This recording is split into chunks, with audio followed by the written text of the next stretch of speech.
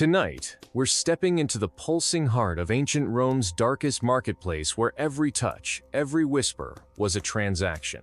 Picture this: a dimly lit stone room, the air thick with oil and sweat, frescoes on the wall not of gods, but price lists for acts you'd never whisper in polite company. Here, flesh wasn't love, it was profit.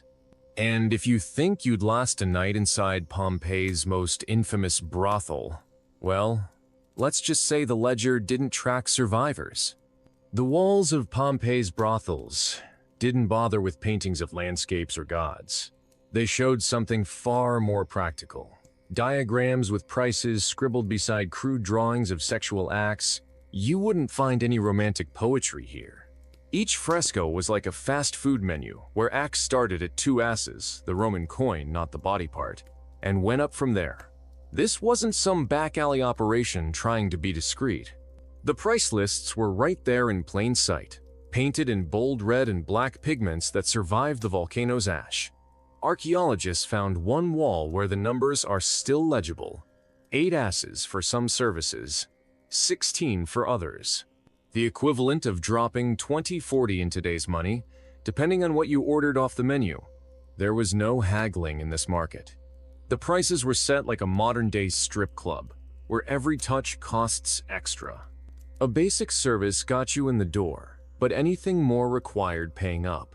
Some walls even had tiered pricing, like how streaming services charge more for premium content today. Only here, the premium content involved actual human beings. What's shocking isn't the graphic nature of these frescoes. It's how matter-of-fact they are. One shows a man pointing to a price list while a woman stands ready, like a shopkeeper waiting to ring up a purchase. Another depicts couples in various positions with numbers beside them, as if illustrating different package deals. There was no pretense of romance or seduction, just a straightforward exchange of coins for services. The brothel's design made this transaction painfully clear. Small stone cubicles barely bigger than closets lined the walls, each with just enough room for a stone slab covered by a thin mattress. No doors, just curtains that didn't quite block the sounds. Clients would walk down the narrow hallway, check the fresco prices like browsing a vending machine, then hand their coins to the lino, the brothel keeper who sat near the entrance counting money. Surviving inscriptions show some workers had specialties that cost extra, marked on the walls like today's chef specials at restaurants. One graffito brags about a woman who could perform a particular acrobatic act for double the usual rate.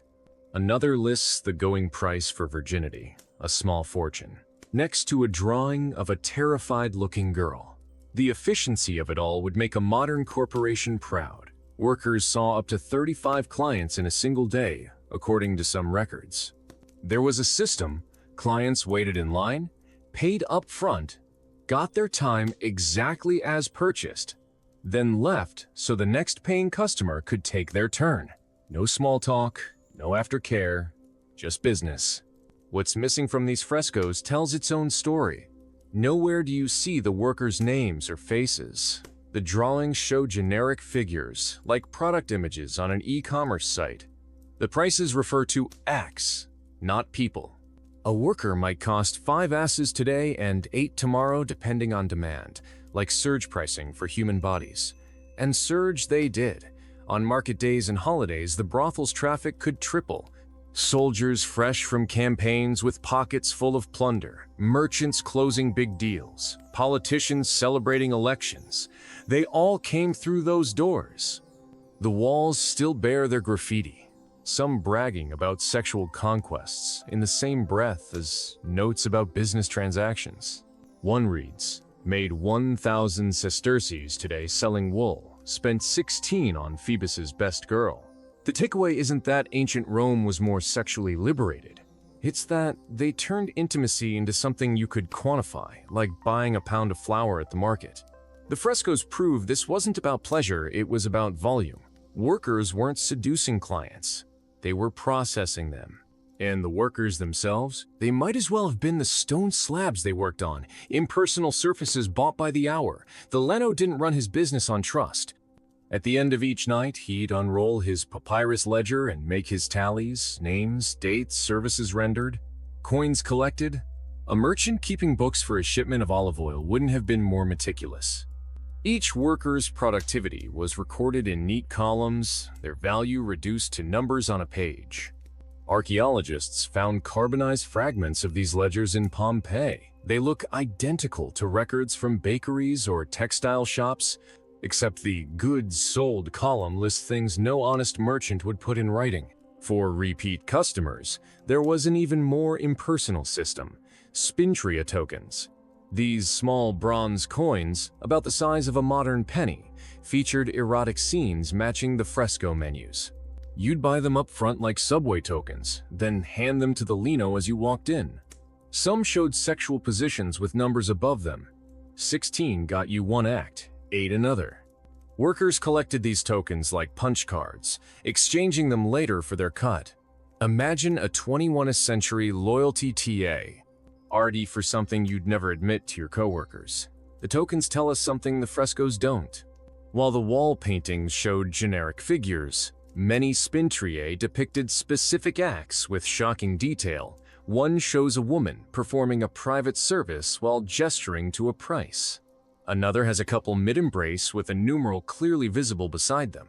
These weren't metaphorical, they were literal punch cards for specific services, like ordering from a diner menu where the pictures show exactly what you'll get. Accounting didn't stop at the tokens.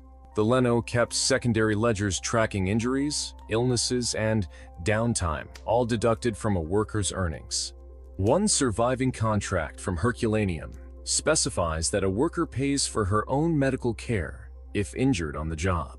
Another notes that natural cycle days counted against monthly quotas. The most efficient workers earned bonuses in cheap wine. The slowest got demoted to cleaning duties between clients. There was always blood to mop up. Paydays revealed the system's cruelty. Free workers got about 1/4 of what clients paid, with deductions for broken furniture, stained sheets, or poor customer satisfaction. Enslaved workers got nothing. Their tokens went straight to their owners. Some linos ran subscription models where wealthy patrons paid monthly retainers for exclusive access to certain workers. One tablet from Rome details a senator's annual contract, guaranteeing him first choice on the new Syrian girl, every calends. The tokens made everything frictionless for clients. You could buy them at bathhouses, taverns, even from street vendors near the arena. Wealthy men carried ornate boxes filled with them, the ancient equivalent of a premium membership. Soldiers received them as part of their pay during campaigns. Some tokens have been found in the foundations of temples, possibly offerings from clients thanking the gods for particularly memorable visits. What's missing from these records speaks volumes. Nowhere in the ledgers do we see complaints about working conditions. No records of workers refusing certain acts. No notes about clients being turned away for violence. Just endless columns of numbers. This many tokens exchanged. This many sesterces collected. This many bodies processed. The closest thing to a worker's voice is an occasional tick mark in the margin, perhaps tracking how many times they'd been used that day before collapsing. The system's efficiency was horrifying. One ledger fragment from Ostia shows a single enslaved girl receiving 43 clients in 3 days. Her name isn't recorded, just her owner's tag number and the tally. Another lists a worker's monthly output alongside notes about her declining health, fever days. 3. Productivity loss, 12 asses. The Leno even tracked how often each worker needed the mercury ointment for disease sores, not out of concern, but because treatment time cut into profits. This wasn't intimacy commodified, it was intimacy industrialized.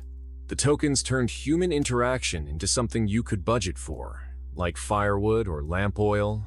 Clients didn't need to remember names when they had a pocket full of numbered brass discs. The Lino didn't care about his workers' stories when their productivity graphs told him everything he needed to know. And if you think the workers had any say in this arrangement, well, let's talk about the Prestiguli next, the ones who didn't even get tokens with their names on them. Because while the free workers suffered under this system, the enslaved? They were the lubricant that kept this machine running smooth. The prostiguli weren't just workers, they were human inventory. While some women in Roman brothels were technically free, or at least claimed to be, the majority were slaves. These weren't the exotic courtesans of legend either. Archaeologists estimate up to 90% of brothel workers were enslaved, with fresh shipments arriving regularly from Rome's conquered territories like Thrace, Syria, and Gaul. You could spot them by the iron collars, not the silks.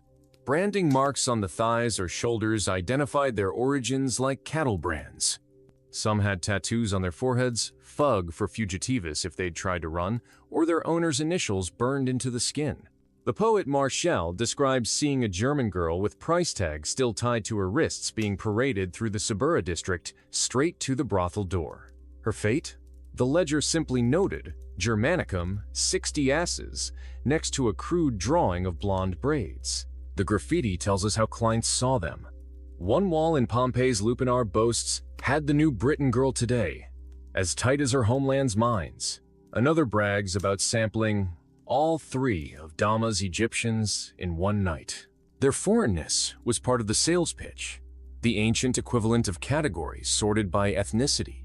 Some owners even dressed their prostiguli in barbarian costumes, giving Gauls Odin's swords or Syrians fake temple veils to lean into the fantasy.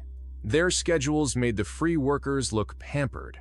A wax tablet from Herculaneum records an enslaved girl receiving 38 clients in 2 days before collapsing from exhaustion. Her punishment? 20 lashes and salt rubbed into the wounds to teach stamina. The legal codes were clear. Slaves had no right to refuse clients under any circumstances. The jurist Ulpian specifically stated that it didn't matter if a prostigula was unwell, menstruating, or freshly beaten. If the customer paid, she performed. Their living conditions would sicken a stable hand. Excavations under Rome's Suburra district found slave quarters beneath brothels. Windowless cubbies barely large enough to lie down in, with straw soaked in filth and bodily fluids. Chains bolted to the walls had leather cuffs for restraining troublesome workers. No beds, just sacks of millet husks that bred lice by the thousands. Pompeii's Lupinar had a cramped back room with 8 stone slots in the floor, likely where the prostiguli slept in shifts between clients. Owners maximized their investment brutally. Some contracts specified that enslaved women would work while pregnant up until labor, then return to work within days. Others mandated that infants be exposed, left to die, unless the mother could pay the owner their estimated future value. A papyrus from Oxyrhynchus details a deal where 2 owners traded prostiguli monthly to refresh the variety without new purchases. Their mortality rates tell the real story. Skeletal remains from brothel-associated graves show most enslaved workers died before 25. Many had healed fractures from beatings, arthritic joints from constant work, and teeth worn down from biting ropes to endure pain. The mercury poisoning rates were triple those of free workers. Owners forced them to work through illness until their jaws necrotized. These weren't anonymous statistics to the Romans. We know some prostiguli by name only because their deaths warranted paperwork. A lead-cursed tablet from Britannia mentions a Boudica who choked to death on a client's vomit. The Ostia dock logs record a Parthenope who drowned herself in the harbor rather than return to her owner's brothel. Their voices survive only in rare acts of defiance. One set of shackles in Pompeii has teeth marks deep enough to suggest someone chewed through their own flesh to escape them. Yet Rome's elite philosophized about whether slaves had souls while paying extra for prostiguli with fear still in their eyes. The playwright Plautus joked about an owner who bred his prostiguli like livestock to avoid purchase tax. Even supposedly enlightened figures like Cicero argued that enslaved prostitutes were naturally suited to their work due to their barbarian ancestry. The system's cruelty had bureaucratic precision. Tax records from Capua list enslaved prostitutes under movable property alongside furniture and cooking pots. One inventory meticulously notes that a Syrian girl's value had depreciated by 25%. after losing 3 teeth to beatings. Another recommends selling an aging prostigula to glue factories once her pelvic fractures made further work impossible. Their only choices were horrific. Runaway notices describe prostigulae who'd rather face crucifixion than another night in the cubicles. Suicide attempts ranged from swallowing lamp oil to throwing themselves into grain mills. The few who gained freedom often ended up right back in brothels. Manumission papers from Pompeii show over 60% of freed prostigulae were back under pimp control within a year, now voluntarily, working just to eat. What made their suffering unique wasn't its intensity, but its invisibility. The free workers at least appeared in the ledgers as individuals. The prostigulae were anonymized assets, their existence reduced to maintenance costs and depreciation schedules. A column in Rome's tax code even allowed owners to deduct the purchase price of worn-out enslaved women from their business expenses. And when these broken bodies finally succumbed to disease and abuse, their replacements were already sailing from Rhodes or Antioch, chained in holds beside amphorae of wine and bales of Egyptian cotton. Because in Rome's economy, prestige wasn't measured in gold or marble, it was counted in how many human beings you could use up and discard. And discard they did. Mercury poisoning, killed slowly, rotting the mind before the body. But the brothels had a cure worse than the disease, a treatment so brutal it makes chemotherapy look gentle. Because when illness ravaged these girls beyond usability, Rome's medical solution was to pour poison on poison. The brothels didn't warn clients about disease. They couldn't afford to. Every worker carried infections, untreated illnesses spreading silently, open sores hidden under cloth. The clean room was a joke. Workers rinsed with vinegar between clients if they were lucky. Most just wiped themselves with the same rag until it disintegrated. Roman doctors knew about sexually transmitted diseases but blamed them on bad air or imbalanced humors. The real cause was simple math. Workers saw dozens of clients daily without rest. Their bodies rubbed raw before infections could heal. Syphilis was the prize no one wanted to win. It started with sores that smelled like rotting fish, then moved to the bones. Workers called it the skeleton maker because victims wasted away until their ribs poked through stretched skin. The brothels had a standard treatment: mercury ointment. Workers slathered this toxic paste on their sores, letting it soak into open wounds. Some linos forced them to swallow mercury pills too, believing the poison would drive out disease. It didn't. The mercury just damaged their kidneys and turned their teeth black before they died. You can still see the consequences in Pompeii's bones. Archaeologists found skeletons with mercury levels 80 times higher than normal. One young woman's remains showed pitted jawbones from mercury-induced necrosis. Her teeth had fallen out before she turned 20. Another had fused vertebrae where the syphilis had eaten her spine, likely unable to walk in her final months. The brothel ledgers list these women as on medical leave, with notes about replacement costs, never mentioning that the mercury cure was killing them faster than the disease. The treatments were torture disguised as medicine. Workers with genital ulcers endured hot iron rods pressed against their sores to burn out infection. Others got urethral injections of lead solutions that caused violent spasms. The poet Martial describes passing a brothel cellar where workers screamed during bladder purges, likely catheterizations with unsterilized bronze tubes. Some linos kept backyard surgery rooms where infected flesh was scraped away with no pain relief beyond cheap wine. Clients got infected constantly. Wall graffiti moans about burning piss and swollen rods. One preserved letter from a Roman soldier begs his commander for sick leave, describing genital sores so painful he can't ride his horse. The wealthy paid doctors to dose them with mercury too, turning elite households into second-hand poison hubs. Senator Pliny the Younger complains in a letter about his nephew catching the brothel disease, despite only visiting high-class establishments.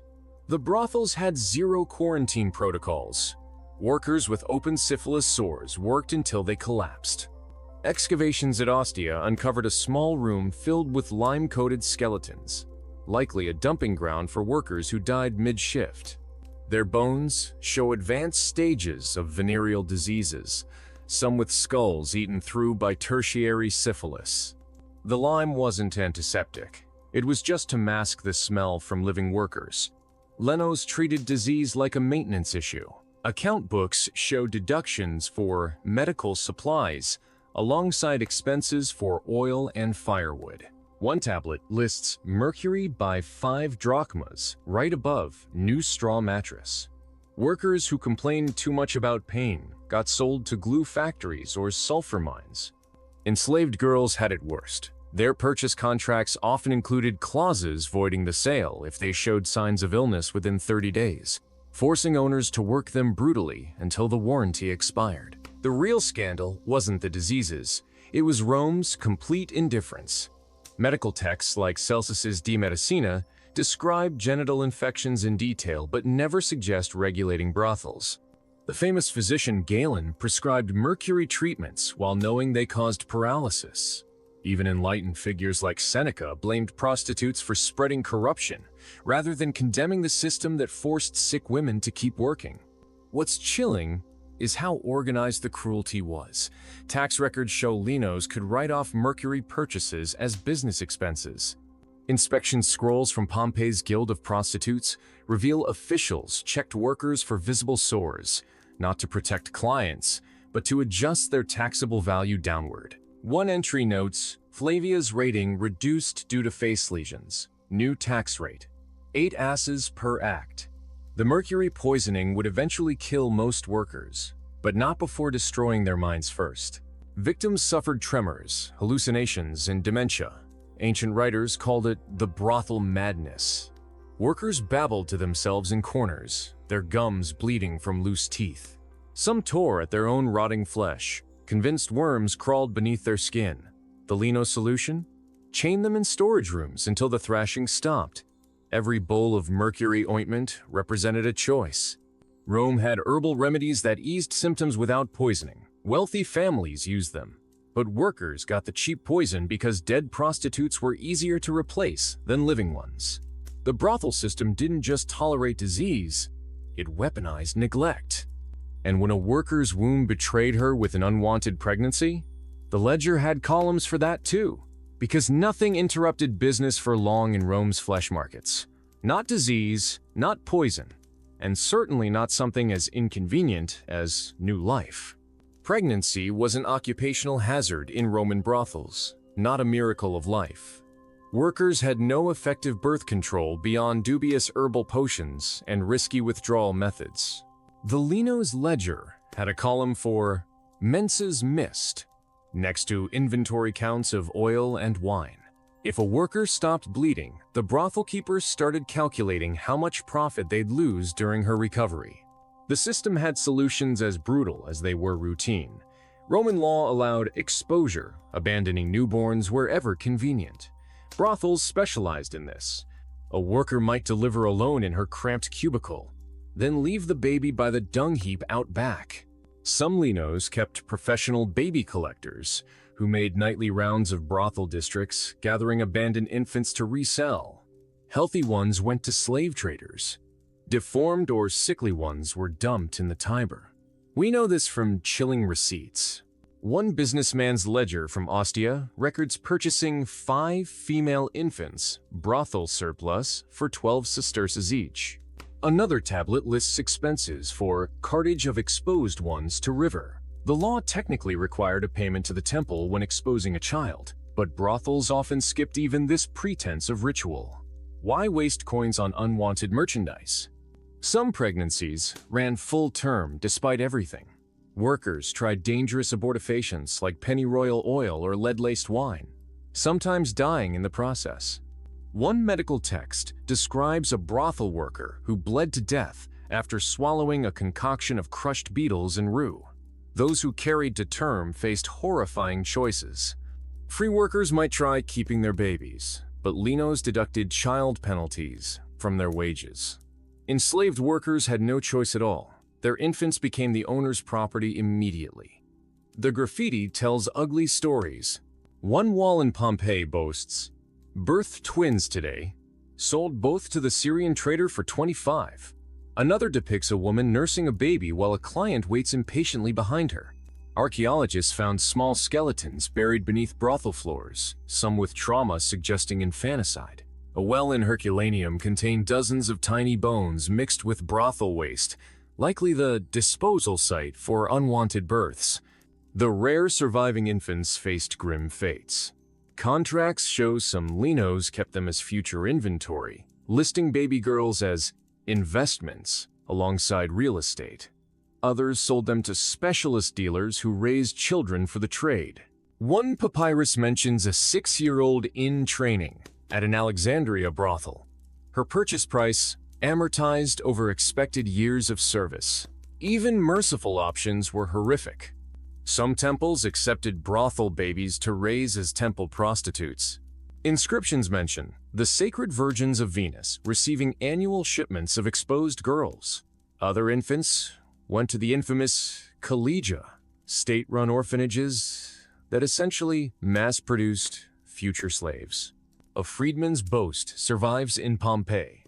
Raised 12 foundlings, 6 already earning at the lupanar. The economics were ruthlessly logical. A healthy newborn represented about 60 sesterces at auction, less than a month's earnings from an experienced worker. Why lose income for pregnancy when you could sell the product and put the mother back to work immediately?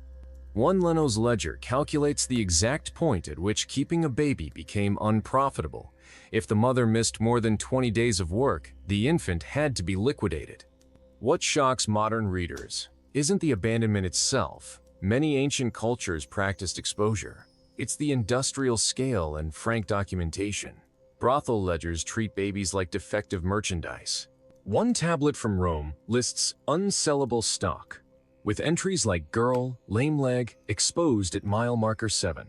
Another records shipments of pregnant enslaved women being discounted at auctions, their condition noted like livestock carrying twins. Some mothers resisted despite the penalties. Tombstones occasionally appear for children who somehow survived brothel births, with inscriptions like, "To my daughter, who lived 3 sweet years before fever took her."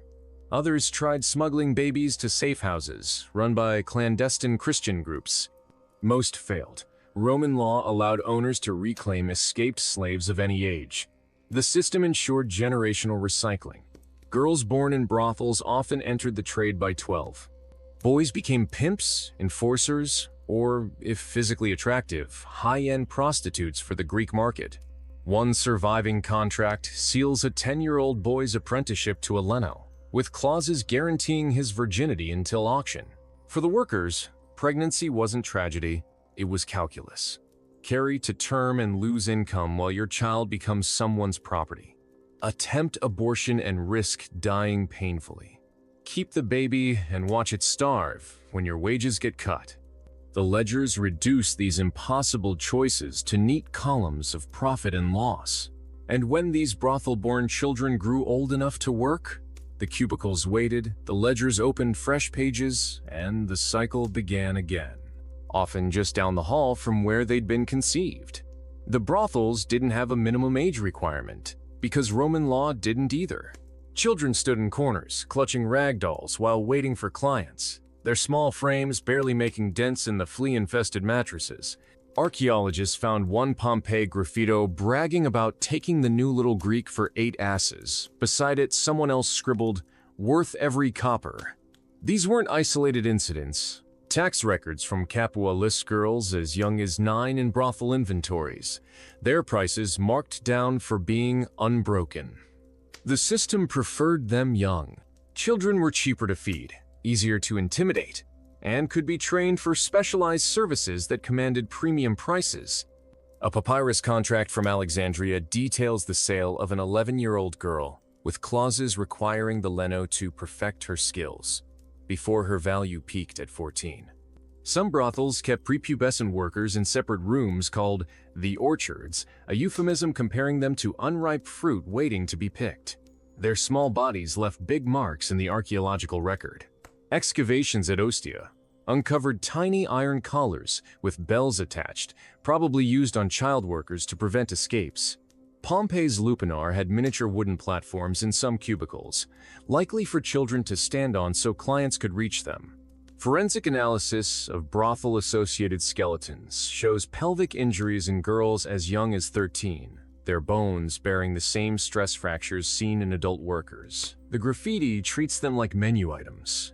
One wall lists prices for virgins alongside livestock costs, noting that Gaulish girls cost more than chickens but less than good wine.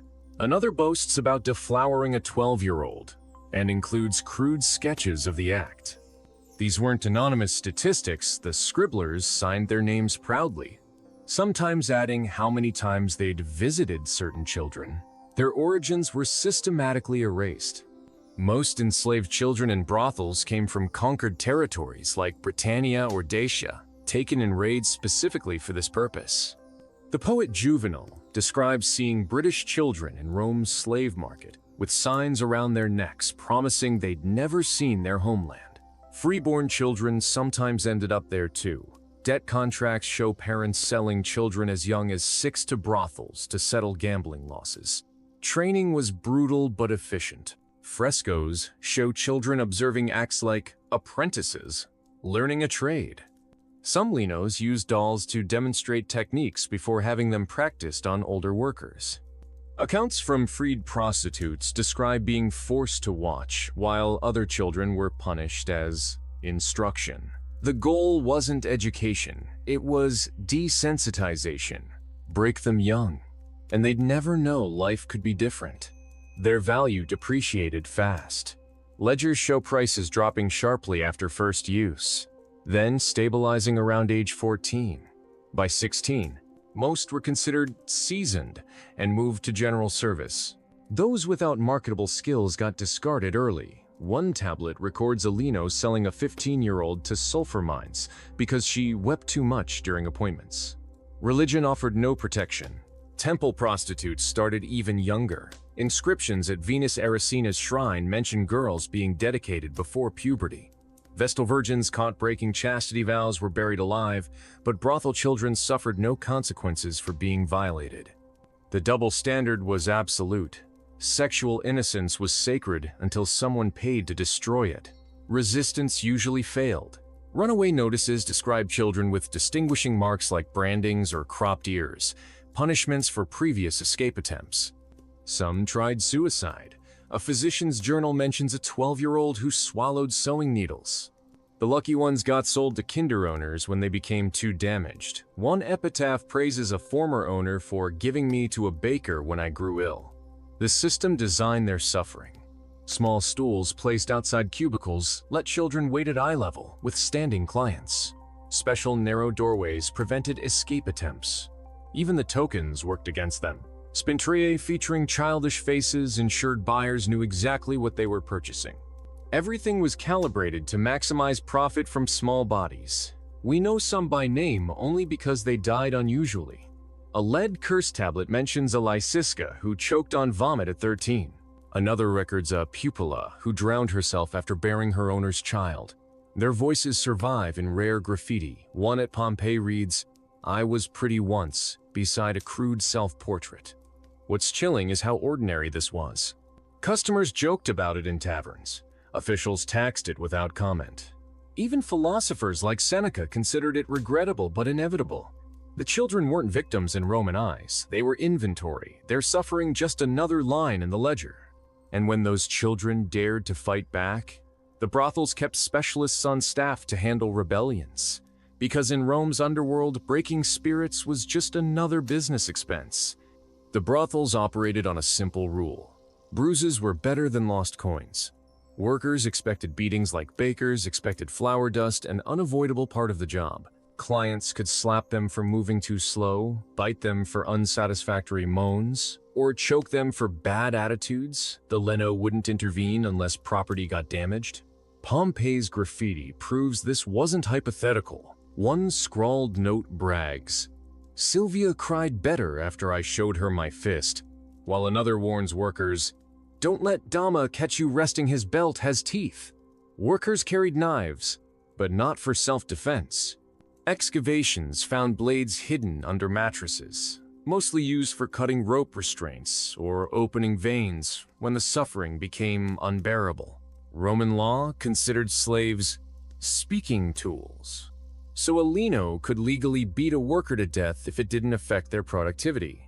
A legal scroll from Ostia documents a case where a brothel owner faced fines not for killing an enslaved girl, but for damaging her before auction by leaving visible whip marks. The violence followed predictable patterns. New workers got broken in with methodical beatings to establish dominance. One medical text describes treating a girl whose back showed scars in geometric patterns from repeated lashings. Slow days meant disciplined sessions to motivate workers. A ledger from Herculaneum logs a day with only 7 clients, followed by an entry for corrective measures administered X8. The numbers suggest every worker got punished for the slow business. Clients paid extra for brutality. Frescoes advertise wild Greek style and Parthian roughness at premium rates. Spintria tokens depicting bound women confirm some specialized in non-consensual scenarios. One surviving contract guarantees a client's right to mark an enslaved worker during sessions, with fees adjusted if the injuries affected her next shift. The wealthy could rent private torture rooms called echo chambers, where nobody heard the screams. The prostiguli endured worse. Runaway notices describe branded tongues, deliberately broken fingers, and acid burns on thighs, punishments designed to make escape pointless. Archaeologists found a dungeon beneath a Pompeii brothel with ankle shackles spaced too far apart for standing, too close for lying down. The skeletons inside showed healed fractures in spiral patterns, suggesting systematic bone twisting. Child workers suffered disproportionately. Small bodies broke easier, and broken children fetched lower prices. A papyrus from Alexandria details educational beatings for a 10-year-old girl, noting her value dropped after a client fractured her jaw. Another describes a lino withholding food from a boy until he stopped resisting certain acts. The graffiti immorta symbolizes their torment. One heartbreaking scribble near a child-sized cubicle reads, "Mama, they hurt me," in clumsy letters. Lenos maintained order through calculated terror. Account books show payments to enforcers called bone merchants for disciplining workers. One ledger lists expenses for vinegar and salt, not for cooking, but for cleaning wounds between beatings. The poet Martial describes passing a brothel where workers hung in cages outside as warnings, their whipped backs attracting flies in the sun. The legal system rubber-stamped this cruelty. Rome had laws against excessive violence toward slaves, but brothels operated under special dispensations. A magistrate's ruling from Capua states that servants of the trade may be corrected more harshly due to their corrupting profession. Tax assessors ignored injuries unless they impacted earnings. One worker's appraisal notes, "Left eye useless, price adjusted 30% down, with no inquiry into how she lost it. Clients faced no consequences." A senator's letter boasts about hospitalizing a worker, adding, "Her owner thanked me for the lesson." Another describes a banker who regularly paid double rates to leave scars as souvenirs. The rare court cases involved property disputes between linos over damaged workers, not criminal charges. The brothels weaponized pain to prevent resistance. Rebels got transferred to training rooms where former workers broke new ones. Repeat offenders were sold to mines or crucified. One freedwoman's memoir recalls seeing a girl nailed to a brothel wall for 2 days, as punishment, still forced to work while bleeding. What's most horrifying isn't the violence itself, but how efficiently it was regulated. Linos tracked beatings in their ledgers like maintenance logs, lashed Gaia for sluggishness, see improved turnover. Workers had quotas for hiding injuries. Too many visible bruises meant lost income, so they learned to scream quietly where it wouldn't show. The system perfected psychological torture too. Workers who pleased linos got tiny privileges, extra rations, fewer clients that turned them into enforcers against others. Children were forced to punish each other to survive. A wall carving shows a young girl whipping another while a leno counts coins nearby. These weren't crimes in Rome's eyes. They were cost-saving measures. A healthy beaten worker could still earn, whereas a dead one represented lost investment. The ledgers prove this pages upon pages of carefully calculated violence, each stroke of the whip measured against potential profit loss. And if sufferers sought solace from the gods, the brothels kept shrines too, because in Rome's underworld, even divinity came with a price tag. The brothels kept their own gods, not the dignified Olympians worshipped in marble temples, but smaller, greedier deities who understood the trade. Shrines to Priapus, the god of fertility often depicted with exaggerated features, sat beside those of Mercury, patron of merchants and thieves. Workers left offerings of cheap wine and stolen coins, bargaining not for deliverance but survival. Archaeologists found a shrine in Pompeii's Lupanar with mercury-stained cups still resting on the altar, likely used by workers trying to ward off disease between prayers. The gods didn't judge. Priapus didn't care if offerings came from blood-stained hands, and Mercury happily blessed both the lino's ledger and the workers' hidden savings. A carved plaque shows a woman offering her wages to Mercury's statue while a client embraces her from behind, faith and commerce intertwined. Workers wore amulets shaped like phallic charms or the Manofica, a fist with thumb between fingers to repel evil. One skeleton found in Herculaneum still clutched a tiny silver charm, her fingers fused around it by volcanic heat. Prayers here weren't lofty. Graffiti scrawled near shrines begs for basic mercies. Priapus, make him finish fast. Or, Mercury, let Damma forget what I stole. Some workers scratched curses against violent clients into lead tablets and left them at shrines, paying temple slaves to bury them properly. A rare surviving example reads, "May Quintus's member rot like the dogs he sets on runaways." The gods didn't discriminate. Coins bought divine attention whether you were the beaten or the beater. The rituals were practical. Before shifts, workers anointed Priapus's statue with oil to keep things slippery. After particularly rough clients, they left torn clothing or strands of hair as sacrifices.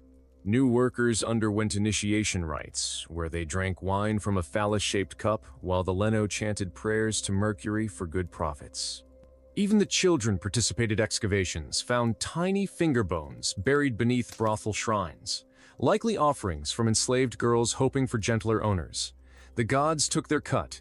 Frescoes show linos making sacrifices before purchasing new workers, the smoke curling around auction blocks. Tax records list payments to temples for blessings on carnal commerce. One ledger from Ostia notes a deduction for Venus's tithe taken directly from workers' earnings. The faith wasn't hypocrisy, it was accounting. A successful brothel needed divine favor like a butcher needed sharp knives. Amulets outsized prayers.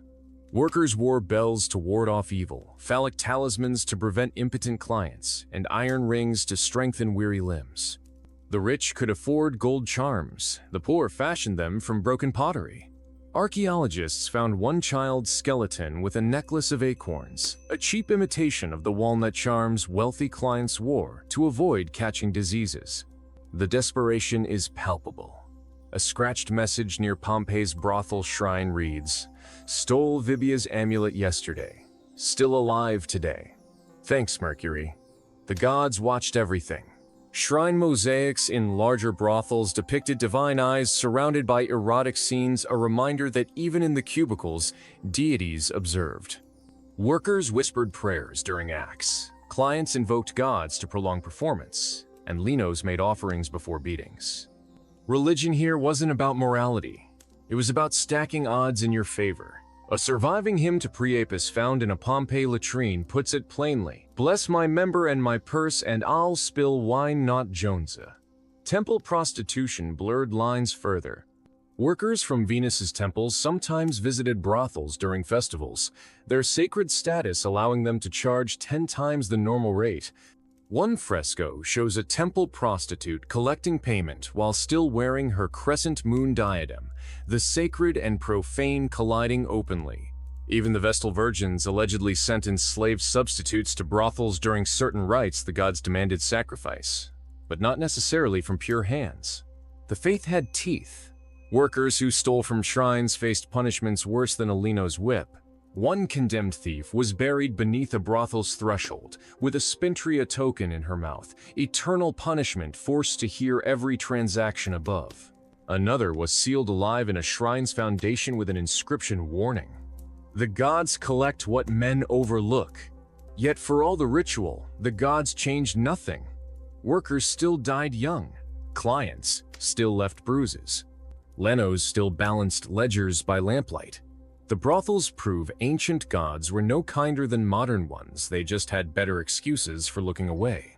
And when Vesuvius erupted, the ash-preserved shrines with offerings still in place, a half-drunk cup for Priapus here, a stack of coins for Mercury there. The gods got their due right up to the end. One shrine in Herculaneum shows a worker's final act, scratching "Save me" into the plaster beneath Mercury's feet before the pyroclastic flow hit. The prayer wasn't answered, but the bill of sale beside it for 5 more workers delivered that morning survived intact. Even in apocalypse, commerce outlasted compassion. The workers didn't get epitaphs or history books, but they left messages where they could scratch into brothel walls with nails, charcoal, knife tips. These graffiti weren't the lewd doodles you'd expect. Some were raw pleas, "I hate this place," beneath a crude drawing of weeping eyes. Others were dark jokes. "Next customer gets my acting skills for free," beside a tally mark counting clients. Pompeii's Lupanar alone has over 150 surviving scrawls, each one a fist shoved through time. The most haunting aren't the pornographic sketches, though there are plenty, but the personal notes. One reads, "Felicia was here," beside a small handprint in ochre pigment. Another says, "Tell my mother I died brave," the letters wobbling like the writer's hands shook. There's gallows humor, too. A client's complaint that Attica charges too much, answered underneath by someone else's, "Then fuck your own wife for free." The walls became confessionals, diaries, and therapy sessions rolled into one. Archaeologists found layers upon layers of graffiti, some written over others in desperation. A worker's prayer to Venus is crossed out by a client's boast about deflowering a virgin. A price list for services has childish handwriting beneath it, likely a brothel-born kid practicing letters while waiting for customers. The ink varies to charcoal for the poor, expensive red ochre rooting sports bets. Even blood in one chilling case where someone scratched "I exist" with a freshly split fingernail. The content splits into clear categories. Roughly a third, our client boasts, "Sextilis screwed 3 girls in 1 hour." Or, "I took the Thracian's virginity." Another third are worker messages, ranging from "I love Petronius" to "If you read this, I'm already dead." The rest are practical warnings about violent clients. Beware the Macedonian with gold teeth. Shift schedules. Dama's night crew sleeps till noon. Or complaints about Lenos stealing wages. Lucanus owes me 8 asses. The children's graffiti hits hardest. A tiny hand traced in soot on a cubicle wall. A stick figure family with the mother crossed out. One reads, "I want to go home," in uncertain letters, possibly carved with a spoon. Some tried documenting their lives, a series of sun symbols counting days until a festival, abandoned after 7 marks. Others mimicked what they saw: a child's drawing of 2 figures on a bed with "Hertz" written beneath. The prestigiously enslaved workers left the sparsest messages but the most brutal. One simply lists origins like a roster: Thracian, Syrian, Gallic, none free. Another has numerals scratched over and over, likely counting down until a promised manumission that never came. A third shows a boat with the words "Take me back" beneath it. Their graffiti lacks the dark humor of free workers. These are just screams muffled by stone. Some messages show fleeting connections. 2 women's names, Chloe and Faustilla, appear together in multiple brothels with hearts between them. A drawing of 2 faces kissing has us against them underneath. Even in hell, people found cracks for love. Other notes reveal sabotage, a worker warning others about which clients tipped or which Lenos skimmed wages. One particularly savvy scribble lists safe hiding spots for money beneath floor tiles. The Latin is strikingly modern in its informality. Misspellings abound, sorry instead of sore for sister. Amor as amore. Workers mixed Greek phrases with Latin, code switching like modern slang. Some graffiti even rhyme, suggesting the oral culture of people who couldn't read but memorized rhythms. A particularly chilling couplet goes, "Lie still, don't fight, or Dama beats you all night. What's missing speaks volumes." No worker graffiti mentions hope for the future. No client expresses remorse. The closest thing to philosophy is etched near a doorway. What we do here echoes in Hades, with Hades crossed out and replaced with nowhere. The brothel walls cared nothing for dignity, yet they preserved more humanity than any ledger. When workers scratched prayers to Isis or curses against violent clients, they weren't leaving messages for us, they were howling into the dark. That we can read them now is pure accident of Vesuvius's ash. And when the mountain finally erupted, the graffiti froze mid-sentence, preserving sentences cut off by disaster. One on the Lupinar's upper floor ends midway through the word help, the writer possibly overcome by fumes. Another, near the entrance, had time for a final joke. Prices go up tomorrow. Good luck.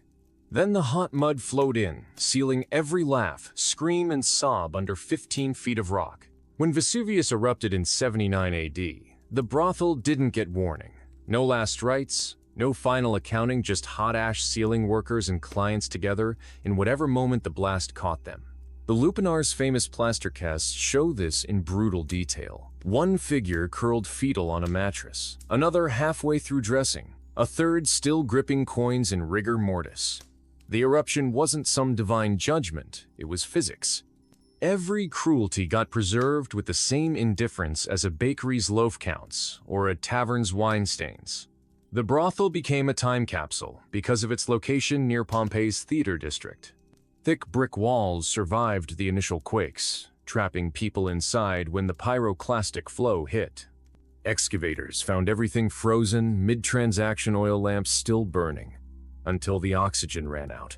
Half-eaten meals on plates, a ledger open to that day's earnings. The ash even preserved the smell decades later. Archaeologists noted the faint stench of sweat and mercury ointment still clinging to the walls when they first broke through. Some poses tell stories. Room 7's cast shows a worker crouched beneath stairs, with a child-sized figure possibly trying to shield someone when the roof collapsed. Another depicts a client fully dressed but barefoot, likely having kicked off his sandals in panic. The most notorious is the Weeper, a figure face down on a bed with arms covering their head, the surrounding ash full of dissolved tear salts. These weren't peaceful deaths. The first wave of superheated gas would have burned lungs before the suffocating ash piled on. The objects left behind speak louder than bones. A worker's token halfway through, sliding into a crack in the floor, a mercury-stained rag beside an empty cup, a child's wooden doll propped in a corner. People died with their tools too. One skeleton near the entrance still clutched a knife, possibly the overseer who tried cutting his way out. The ledger survived because it was made of wax. The eruption merely baked it solid. Its last entry is chillingly mundane. 8 asses from Gallus for Daphne. Business as usual until the sky fell. Small details strip away any romantic image of Pompeii's ruins. Archaeologists found a gold ring with a key still on someone's finger, likely taken during the chaos. Another room contained 2 skeletons locked together, surrounded by scattered coins that may have been a final attempt at security. The quarters of the enslaved held the worst sights. Ankle shackles still locked around bones. Small charms melted into collarbones from the heat. One young person's remains curled around a rat skeleton, perhaps their only companion at the end. The building itself tells a story of sudden interruption. A cooking pot charred black from abandoned dinner. A chamber pot overturned in flight. Even the graffiti got cut off mid-sentence. One wall has, "If I live through this aisle," before stopping abruptly. The eruption didn't care about resolutions. It simply pressed pause on suffering already in progress. What survives is disturbingly intimate. Fabric impressions show some died in thin tunics, others without clothing. Analysis of teeth revealed last meals, cheap wine, stale bread, the occasional fig. The positioning of bodies proves some overseers locked doors during the catastrophe, trapping workers inside while they fled. One skeleton near a back exit still wears an iron keyring with 7 keys, likely the owner who tried saving inventory records instead of lives. Other Pompeii sites show idealized Roman life frescoed villas, elegant baths. The lupanar shows damaged spines from hard labor, jaws ruined by toxic medicines, untreated fractures. The plaster casts capture final expressions too, not serene faces, but mouths twisted in screams, eyes squeezed shut, hands clawing at nothing. Vesuvius didn't just kill these people. It froze their suffering in time. Some rituals continued even as doom arrived. A shrine had fresh offerings, dates still plump, wine barely evaporated. Someone had lit incense that carbonized mid-burn. Another room contained dice mid-roll, suggesting workers gambled to distract themselves until the end. The eruption didn't grant dignity. It simply caught humanity mid-gestures, some praying, some grasping for comfort, some counting coins, all equally doomed. The terrible truth? Vesuvius changed nothing. Workers who had already lost freedom now had their deaths displayed as museum exhibits. Their reality became our spectacle, their pain repackaged as history. The graffiti warned, what happens here echoes in nowhere. Yet here we are 2 millennia later, still staring at their ashes without truly seeing them. And when the dust settled, Rome barely noticed the loss. The empire had ledgers to balance, wars to fight, new bodies to exploit.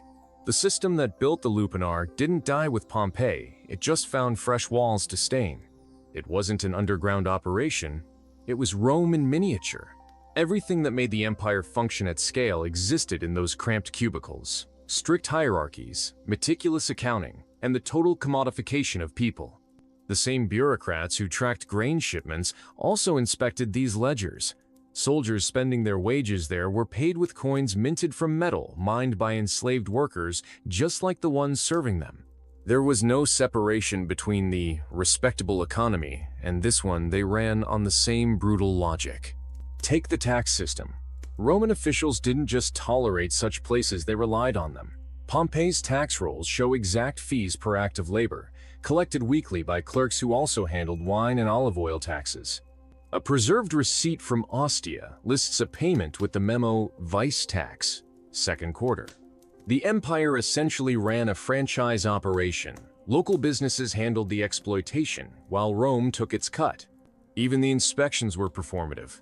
Records show assessors accepting bribes to overlook unsafe conditions, just as they did with corrupt grain dealers. Iuli systemic. Many brothel slaves came through official channels, war captives processed by army quartermasters, debtors sold at state auctions, children born into imperial slavery. A papyrus from Egypt details the shipment of 100 female prisoners suitable for erotic service alongside military supplies. These weren't back-alley transactions. They happened in daylight, with paperwork stamped by the same magistrates who presided over weddings and property disputes. Even the violence was institutional. Roman law treated brothel workers as infames people, without legal standing. A merchant could sue if someone damaged his cargo mule, but a worker, raped to death, had no recourse unless her owner sued for property loss. Legal texts explicitly stated testimony from prostitutes wasn't admissible in court, making reports of abuse impossible to prosecute. The system wasn't designed to protect people. It was designed to protect investments. The parallels with broader Roman society are uncomfortable.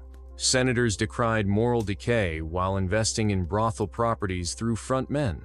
The famed Appian Way, that shining example of Roman engineering, was partially funded by vice taxes. Even the Colosseum had brothel stalls built into its basement, servicing spectators between death matches. There's a reason archaeologists find spintria tokens in villas, military camps, and bathhouses. This wasn't a seedy underbelly. It was the foundation. Look at the brothel's business model. Workers had quotas like vineyard laborers. Beatings followed the same logic as overseers disciplining field slaves. The tokens function like military scrip and alternative currency, keeping workers trapped in the system. Rome didn't invent any of these techniques. It just applied plantation economics to human intimacy. The only difference was that bruises showed more clearly on pale brothel skin than on sun-darkened farmhands.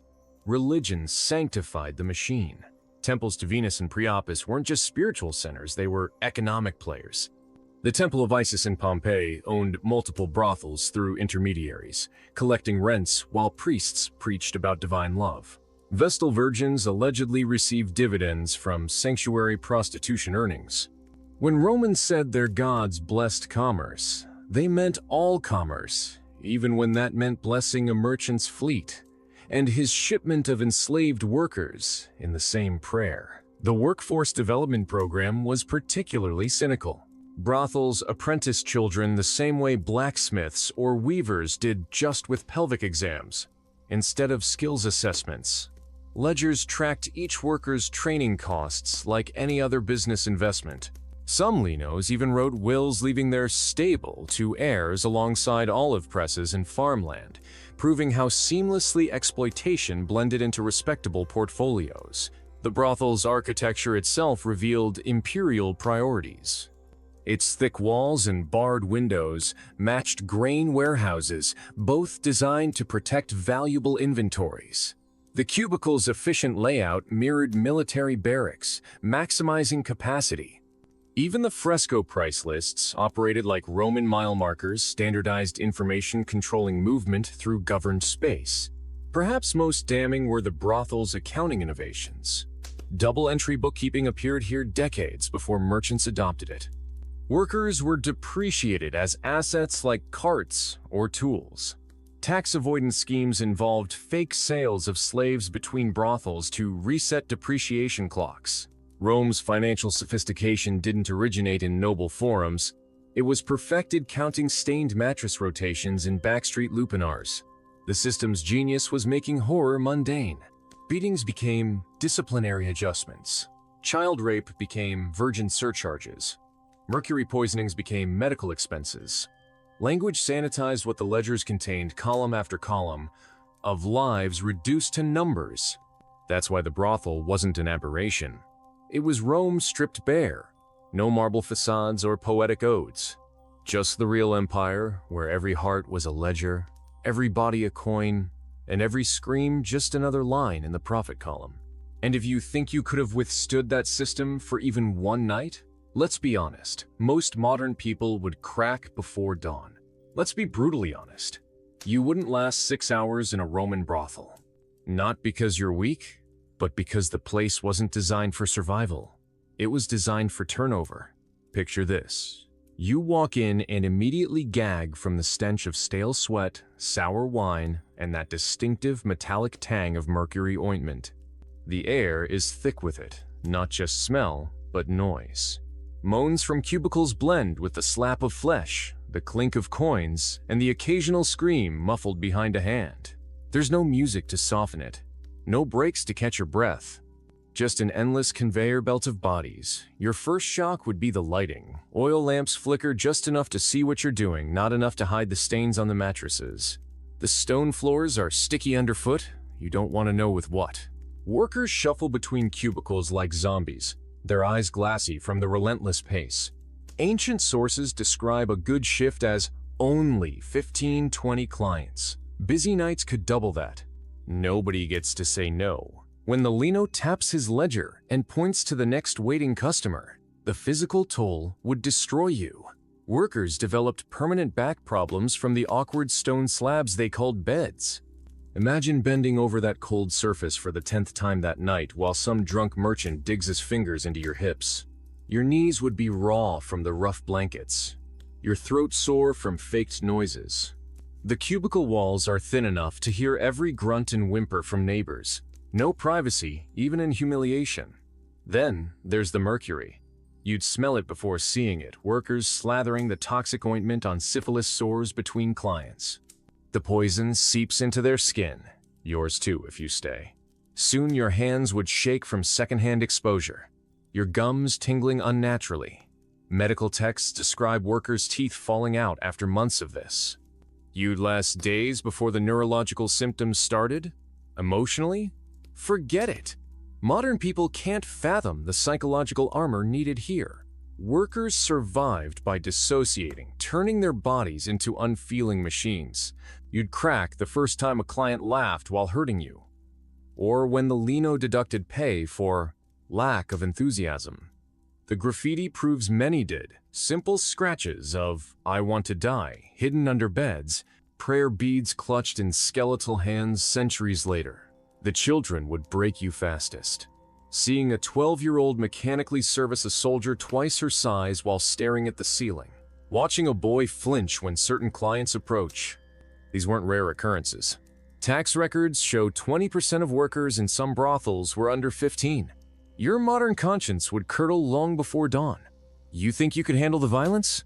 Try ignoring the whimpering from the discipline room where workers get whipped for slow performance.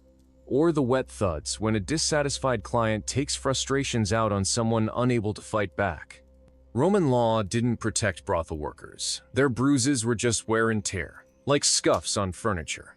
The sleep deprivation alone would cripple you. Workers catnap between clients, curled on flea-infested pallets. Constant noise made real rest impossible. Exhaustion explains some of the skeletal injuries. Workers stumbling and cracking ribs on stone floors after too many night shifts. Then there's the hunger. Lenos intentionally underfed workers to keep them compliant. Excavated latrine pits show workers mostly ate cheap grains, with occasional scraps stolen from clients' discarded meals. You'd be dizzy with hunger by your third hour, bargaining for breadcrumbs between services. Worst of all, the isolation.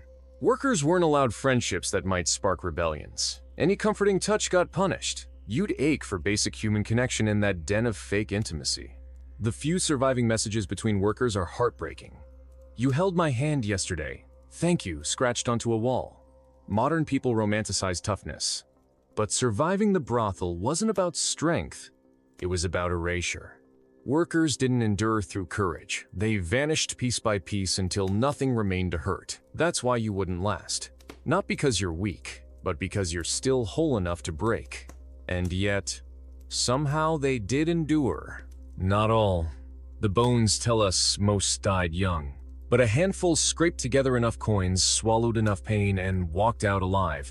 Their stories are the most shocking of all. The ones who made it out of the brothels carried scars no one could see. Manumission records show that less than 3% of enslaved prostitutes ever bought their freedom. The lucky few who did faced a fresh hell, freedom in a world that refused to see them as human. A tombstone from Ostia says it all. Here lies Aphrodisia, freed at 35 after 9 years at Neptune's lupanar. I was once a name in the ledger. Survival came at gruesome costs.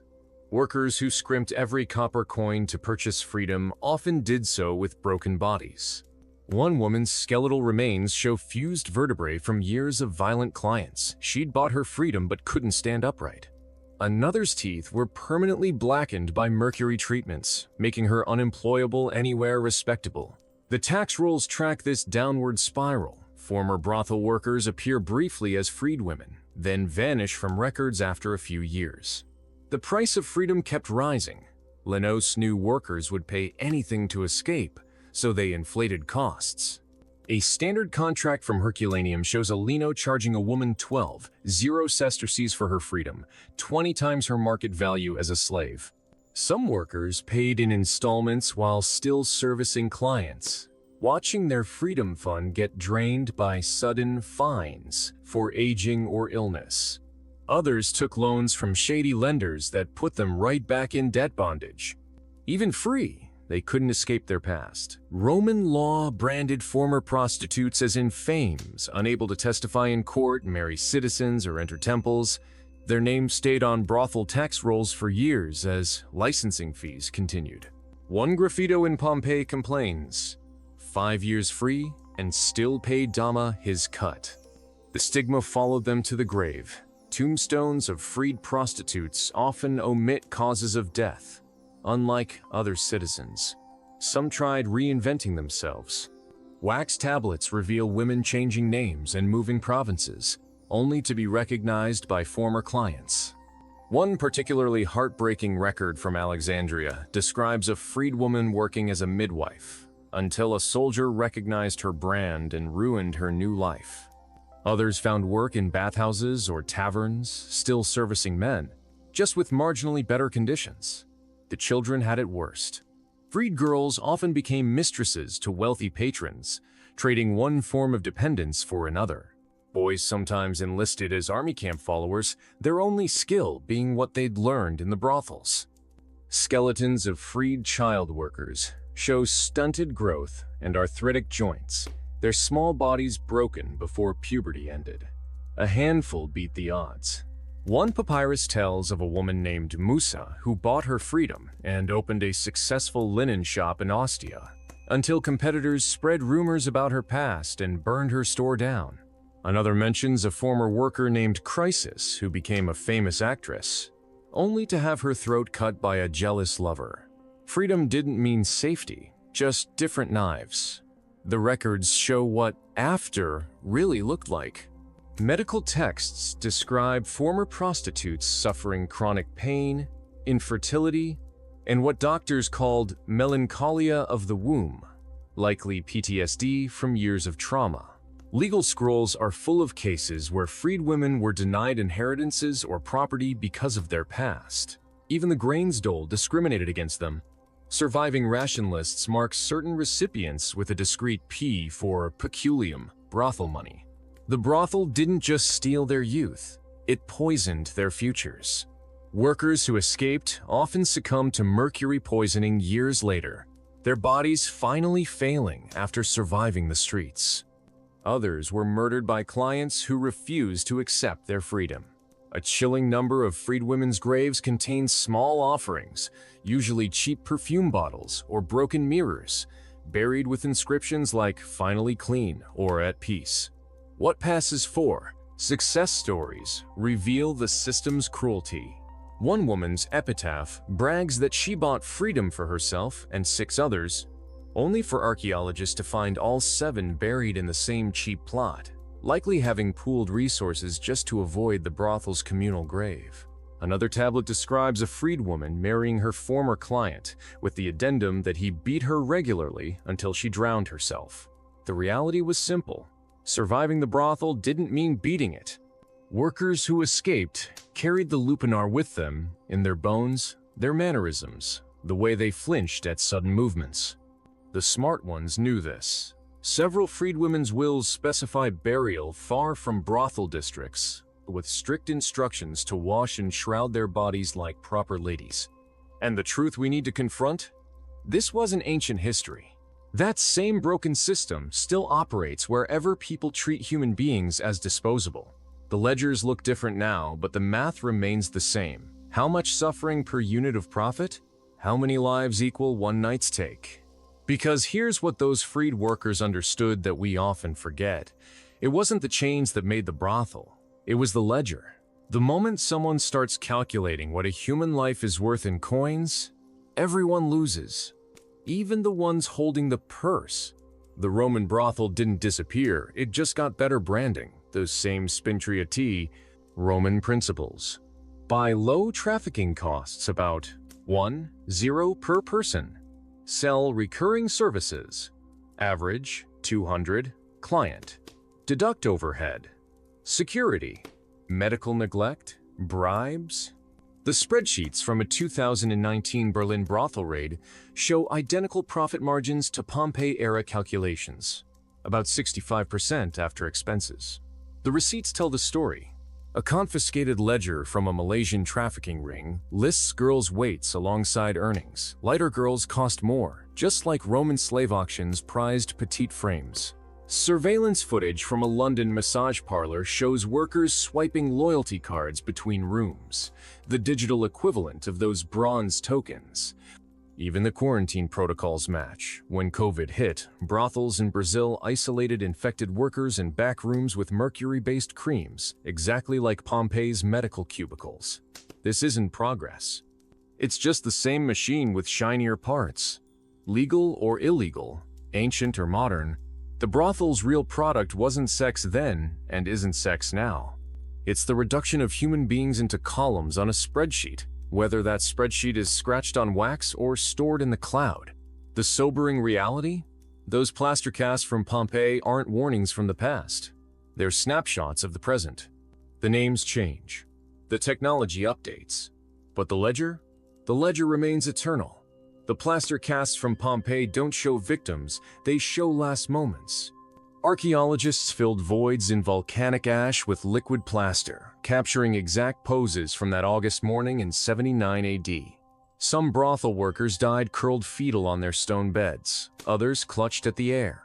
One famous cast shows a young woman gripping a Priapus amulet so tightly her fingers left impressions deeper than the volcanic rock around her. These aren't reconstructions, they're death photographs in plaster. You can see the weave of the tunic fabric that vaporized around one woman. Another cast preserves the exact drape of a worker's hair as pyroclastic flow hit. The most heartbreaking might be Room 7 girl, huddled against a wall with her face buried in her knees, arms shielding her head even though nothing could stop 500 Do4F gases. Modern scanning reveals disturbing details. CT scans of the casts show injuries that happened before the eruption, broken ribs in various stages of healing, dental abscesses from mercury poison, stress fractures in hips and spines. These people were already breaking before Vesuvius finished them. One worker's cast shows old whip scars preserved like topographic maps of pain on her back. The positioning tells stories archaeologists rarely mention. Most brothel victims died alone. No clusters holding hands like household groups found elsewhere. Their poses suggest last acts. One reaching for a cup of drugged wine, another crawling toward the locked exit, a child-sized figure wedged into a space too small for clients to find. Personal items got preserved too. That woman clutching the amulet? Mercury residue on her teeth suggests she was sucking on it like lozenge against mouth ulcers. Another cast contains the ghostly imprint of a wooden doll tucked inside a tunic, possibly a child worker's stolen moment of play. Workers died with their tools. One skeleton holds a knife, perhaps the Lino who tried cutting through a barred window. The casts expose lies about Pompeii's destruction. These weren't peaceful suffocations. The twisted limbs and contracted muscles show agonizing asphyxiation mixed with third-degree burns. Workers closer to doorways show more violent contractions. Their bodies literally cooked from the inside as superheated air-filled lungs. Forensic analysis adds dark context. Bone density scans prove many victims were malnourished even before entrapment. Dental calculus reveals their last meals, mostly cheap grain, traces of the same mercury ointments that stained the walls. One teenage girl's remains show signs of recent childbirth, her pelvis still healing when the ash came. The brothel casts differ from others in Pompeii. Household victims often embraced loved ones. Gladiators died poised for combat. The brothel workers? Their isolated figures curled inward, as if habit taught them to make small targets even in death. Only the children reached out. One small cast stretches empty hands toward where a doorway had been. Archaeologists call these the silent voices, but that's not quite right. The casts scream through time if you know how to look. That worker clutching her charm, her jaw is locked wide in what looks like a final cry. Another's fingers claw grooves into the stone floor that the plaster preserved perfectly. Even in death, their bodies couldn't stop reacting. The most telling detail might be what's missing. No casts show workers with money purses, despite frescoes depicting payments. None are positioned near exits, suggesting managers barred doors while fleeing themselves. And not a single one died embracing another person. In that place, even doom came alone. Modern recreations get it wrong. Museums display these casts peacefully sleeping. Look closer. The muscle contractions show violent deaths. Some faces press into walls like they're still trying to escape. Others cover their ears against sounds we can only imagine. The famous ring lady wasn't admiring jewelry. She was biting down on a gold band to keep from screaming. Their preservation feels cruelly precise. Ash sealed the brothel so perfectly that mosaic advertisements still gleam by entrances. Wine stains on cups look freshly spilled, and the casts? They've stopped time so completely you can count eyelashes on some faces. This wasn't just preservation, it was interruption mid-scream. What stays with you aren't the dramatic poses but the small horrors. The imprint of a rag stuffed in one mouth. Knee calluses perfectly preserved from years kneeling on stone. A teenager's cast with vertebrae twisted from what was likely congenital syphilis. These weren't anonymous casualties. They're arrest warrants frozen in plaster. The casts force uncomfortable questions. Who was the woman curled around empty space where a child might have been? Why did one man die pinned beneath an overturned table? How many suicides found with knives were actually mercy killings? The ash preserved actions but not motives. This matters because we're still making plaster casts today. Not with volcanoes, with algorithms that freeze trauma in data. Modern trafficking victims get reduced to case numbers and evidence photos. Their suffering made clinical for courtrooms.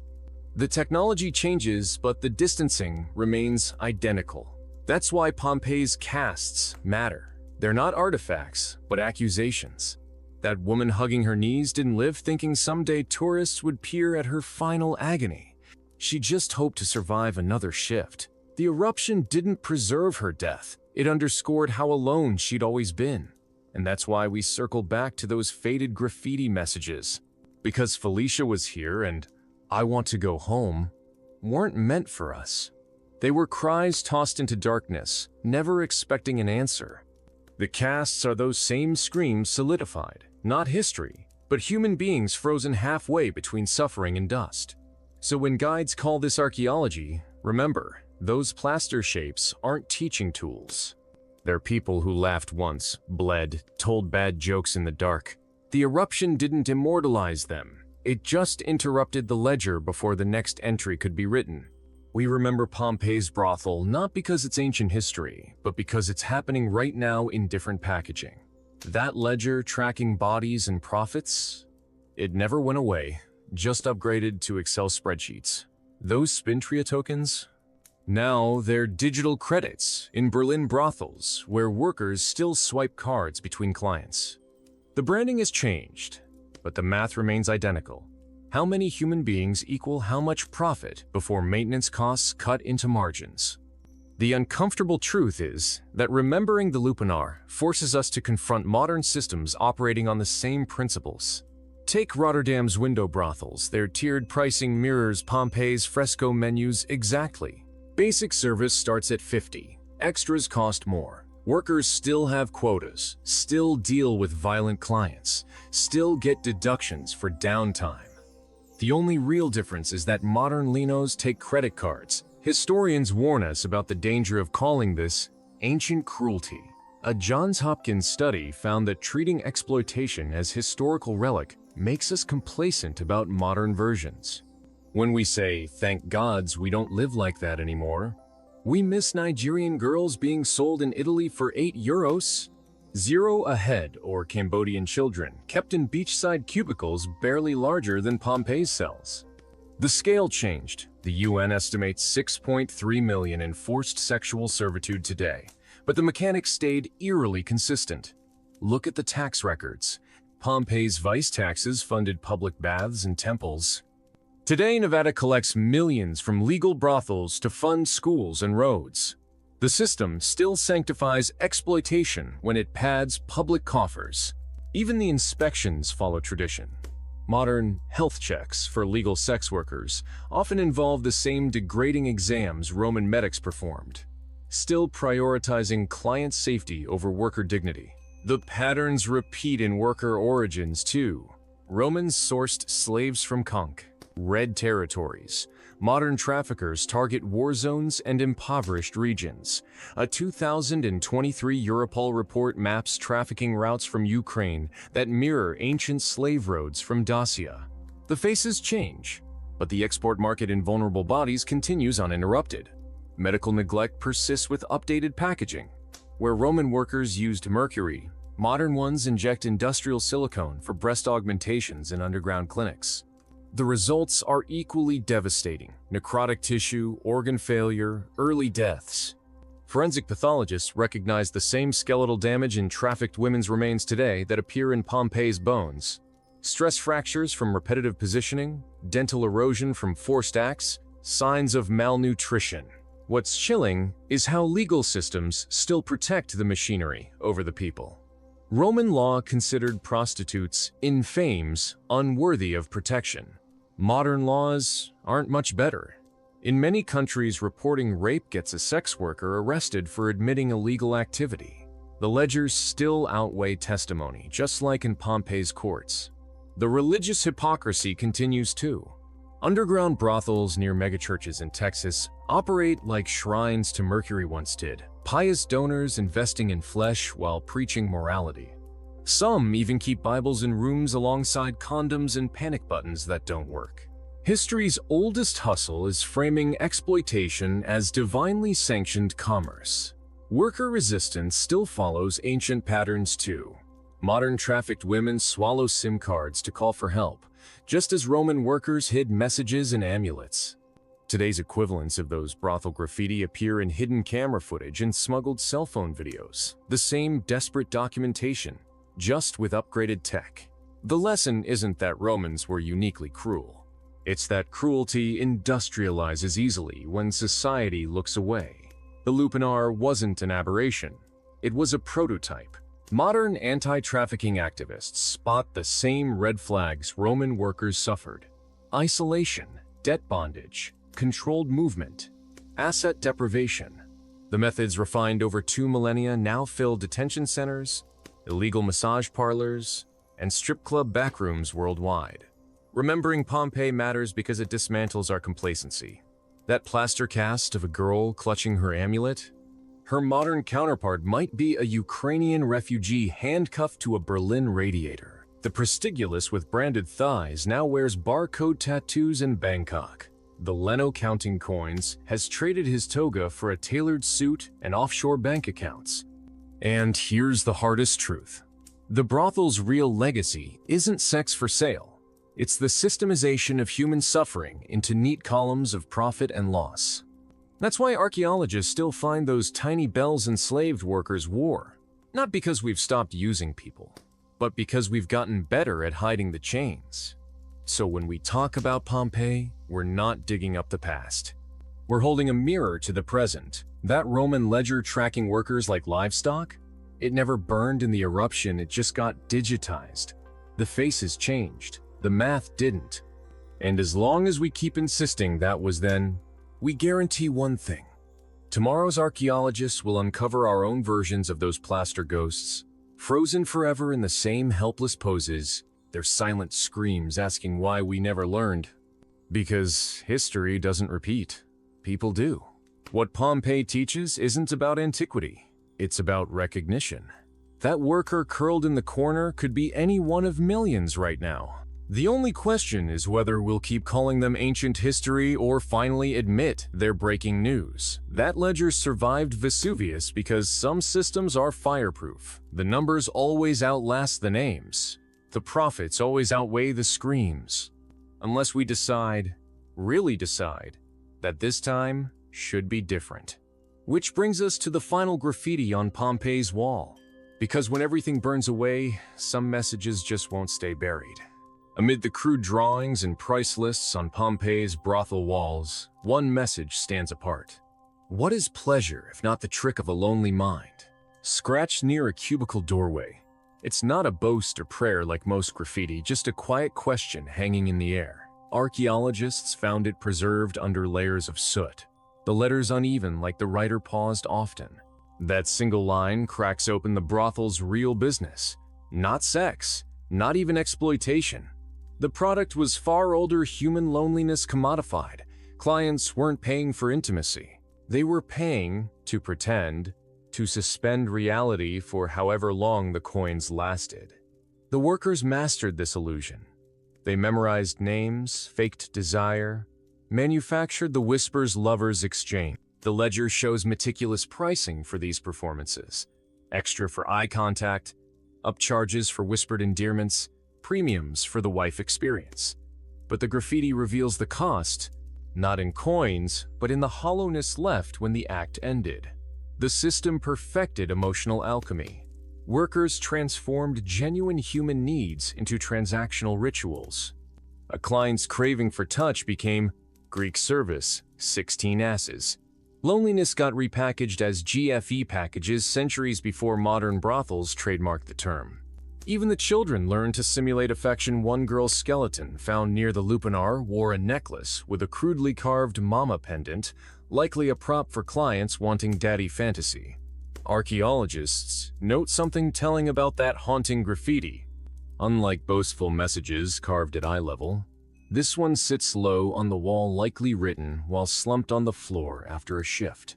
The handwriting changes mid-word, strokes growing shaky, maybe exhaustion, maybe mercury tremors, or maybe the awful realization that both sides of the coin were trapped. Clients paying for fake connection, workers selling pieces of souls they couldn't afford to lose. Modern psychology confirms what Pompeii's workers knew intuitively. Johns Hopkins studies on transactional intimacy show it damages both parties. Workers dissociate to survive. Clients report deeper loneliness afterward. The graffiti's brilliance is recognizing this centuries before fMRI scans revealed how neural pathways for emotional pain light up during paid encounters. Trick of the mind. Indeed, the ledger never lied. Workers were assets. Clients were transaction numbers. But that graffiti hints at the human cost. Off the books, the toll of playing puppet master with human connection. Some workers clearly broke under it. Excavators found a skeleton in the brothel's basement with a wax tablet that reads only, "I forgot my real laugh." Another room contained a child's drawing of two stick figures holding hands, labeled before. Even the successful workers paid in unseen currency. Tombstones of freed prostitutes often contain coded language about rest finally alone or at peace in quiet. The ones who escaped brothels seemingly craved not connection after, but its opposite, solitude without performance. Clients fared no better. Their graffiti swings between bravado and despair. Next to a boast about conquering 3 Germanic girls, someone scrawled, "Why still empty?" Another complains of visiting the same worker weekly despite hating her fake smile. The system commodified their loneliness too, selling the same temporary fixes to permanent aches. Perhaps bleakest is how little has changed. Modern strip club receipts itemize VIP companion time. OnlyFans tiers promise authentic connection. The language polishes up, but the mechanics mirror Pompeii's menu frescoes. This much cash for this illusion of closeness. Human brains still fall for the same tricks. We just use apps now instead of Spintria tokens. The brothel's true genius was making both sides complicit. Workers became artists of faux intimacy. Clients conspired in their own deception. Meanwhile, the ledger kept tally not of acts performed, but of human dignity quietly surrendered.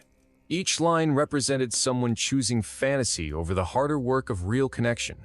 That final graffiti matters because it's not angry or resigned. It's curious, almost clinical in dissecting the game. The worker who carved it saw through the pretense, recognized pleasure as the consolation prize when authentic bonds proved too costly. Maybe they kept working anyway. Maybe they walked out that night into Pompeii's streets moments before ash sealed the question for eternity. We'll never know who wrote it. No caste preserves their final moments. Just those 9 Latin words reminding us that the oldest lies aren't about sex. They're the ones we tell ourselves about why we're paying for it. The brothel didn't invent that hustle, it just industrialized it. And with that, we'll leave this place stepping back into sunlight, carrying echoes of voices that never expected to be heard. The walls remember what the ledgers forgot. The rest is up to us. The lupanar wasn't a place you survived, it was a place you endured. For all its notoriety, the brothel's real legacy isn't the sex, it's the ledgers. Those endless columns reducing human beings to numbers, workers as assets, clients as transaction IDs, even children as future investments. Rome's grandeur wasn't built on marble alone. It ran on paperwork like this. So next time someone romanticizes antiquity, remember, behind every Colosseum and aqueduct were systems turning flesh into figures. Thanks for joining this uncomfortable journey. If this story lingers, maybe it should. The past isn't past when the same math still operates today. Stay curious.